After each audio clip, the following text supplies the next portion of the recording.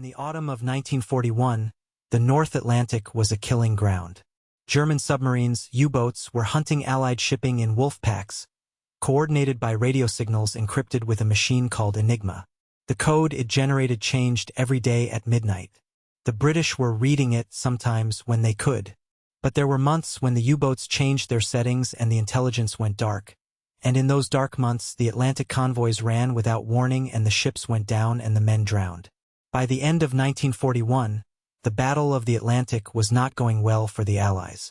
Churchill would later say it was the one thing that truly frightened him during the entire war. In a mansion in the English countryside called Bletchley Park, a 30-year-old mathematician named Alan Turing was trying to solve it. He would succeed. And in doing so, according to the best historical estimates, he would shorten the Second World War by 2 years and save more than 14 million lives. Then his own government would arrest him, prosecute him, and chemically castrate him for being gay. This is that story. Alan Matheson Turing was born in London on June 23, 1912. His father was in the Indian Civil Service. His mother came from a family of English engineers. He was, by the standards of his class and time, educated properly Sherborne School, then King's College, Cambridge, where his mathematical abilities were immediately apparent. He was also, from the beginning, someone who thought differently. Not eccentrically, exactly, though he had eccentric habits. But he approached problems from the inside rather than the outside, from the logical structure rather than from convention, in a way that repeatedly led him to conclusions that other people hadn't reached and sometimes couldn't immediately follow. In 1936, Turing published a paper that would later be recognized as one of the foundational documents of computer science. It was called On Computable Numbers, with an application to the Ernst-Dunks problem, a response to a problem in mathematical logic about what could and couldn't be proven by formal methods. In solving this problem, Turing invented a theoretical model of computation, a machine that could read symbols from a tape, follow instructions, and produce outputs. Any computational process, he argued, could be implemented by such a machine. The Turing machine. It is the conceptual ancestor of every computer ever built. He went to Princeton for his PhD, worked with John von Neumann, returned to Britain in 1938.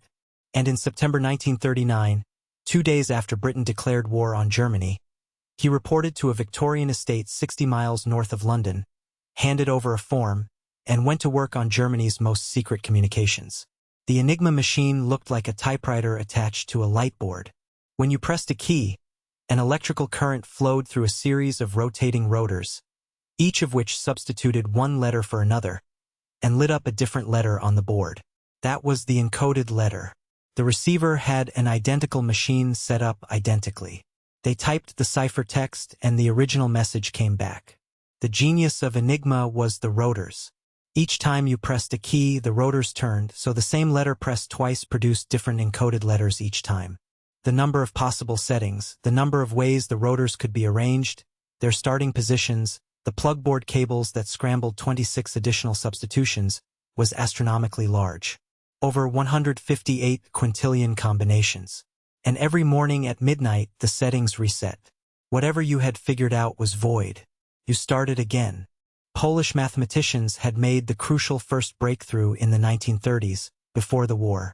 The Bureau Cyfro, the Polish Cipher Bureau, had reverse-engineered an Enigma machine and built an electromechanical device called a Bombe that could, given certain cribs, known plaintext matched against ciphertext, systematically test possible settings until a consistent one was found. They shared their work with Britain and France in July 1939, as the war was about to begin. When the Germans made changes to their Enigma system, the Polish method stopped working. Turing was given the problem. He had help, Gordon Welchman, Dilly Knox, and a team of mathematicians who have not received anything like the credit they deserve. But Turing's contribution was decisive. A new version of the Bombe, the bomb, redesigned from first principles, faster, more robust, capable of handling the additional complexity the Germans had introduced. And then, when Turing realized even the improved bomb wasn't going to be sufficient without more known plaintext to work from, he did something that required both mathematical insight and operational cunning. He proposed a way to generate cribs systematically. The Germans had habits. Weather reports were formatted in standard ways. Certain messages began with the same phrases. By analyzing patterns across thousands of intercepts, it was possible to predict what certain messages should say, then use that prediction as a crib for the bomb. Turing called this gardening. By requesting that the Royal Navy lay mines in specific locations, he could predict that the German patrol response would include a message reporting the mines in a particular format at a particular time, and that message became his crib. He was manufacturing known plaintext. The hardest problem was not the basic Enigma. It was the naval version. U-boats used a more complex variant of the machine with an extra rotor. The additional rotor expanded the number of possible settings by a factor of 26. The bomb, as designed, couldn't crack it in time to be useful. And without reading the U-boat traffic, the Atlantic convoys sailed blind. In May 1941, British forces boarded the German weather ship München and captured its Enigma settings and key lists.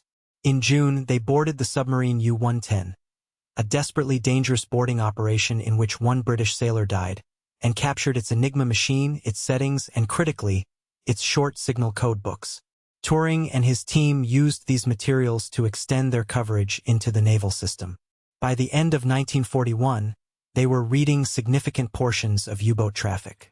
Then, in February 1942, the Germans added a fourth rotor to the naval Enigma specifically for U-boat traffic. The blackout came back. For 10 months, from February to December 1942, British codebreakers could not read the main U-boat cipher. In those 10 months, the U-boats sank more than 1,000 Allied ships. More than 45,000 merchant sailors and naval personnel were killed. Turing continued working. His team continued working. They developed a four-rotor bomb. They worked with American codebreakers after the U.S. entered the war and shared knowledge that the British had been reluctant to share before. They captured more settings, more keybooks. By December 1942, they were back in. The intelligence that flowed from Bletchley Park was classified ultra, above top secret. It was used carefully, routed through cover sources, managed so that the Germans would not guess their communications were compromised. It told the Allies where the U-boat wolf packs were, which convoys to reroute where German surface forces would be. The best historical estimates, Hinsley's official history and subsequent scholarship, attribute the breaking of Enigma with shortening the war by 2 years and saving between 14 and 21 million lives.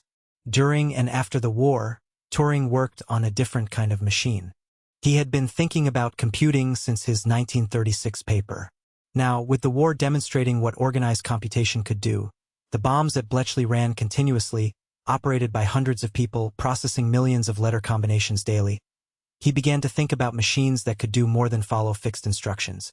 In 1950, he published a paper in the journal Mind. It began, "I propose to consider the question, can machines think?" He invented what he called the Imitation Game, a test in which a human interrogator, communicating via text with two entities, one human, one machine, tries to determine which is which. If the machine can sustain the deception, he argued, it should be considered intelligent. We call it the Turing test today. The film The Imitation Game takes its name from it. He was working on the theory of morphogenesis, how biological forms develop from uniform cells, when his life was destroyed. In 1952, Turing was burgled. He reported the crime to the police. In the investigation that followed, police discovered he had been having a sexual relationship with a young man named Arnold Murray.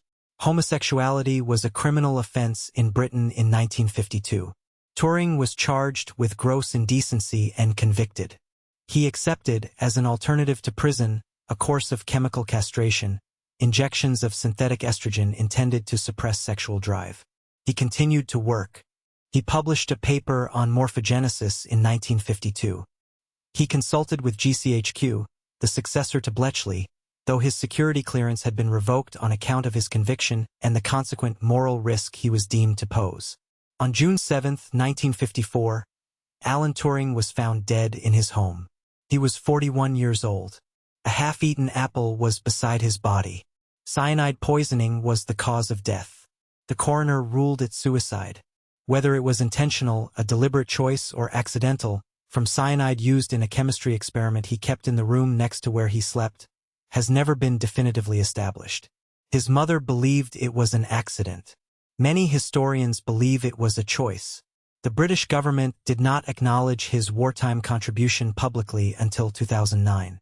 He received a royal pardon in 2013, 60 years after his conviction. Today, Alan Turing's face is on the British £50 note. The prize that bears his name, the Turing Award, given annually by the Association for Computing Machinery, is the Nobel Prize of Computer Science. His 1936 paper is taught in every computer science curriculum in the world. The Turing test is still debated by philosophers and AI researchers. The Benedict Cumberbatch film, The Imitation Game, 2014, introduced his story to a generation that hadn't known it.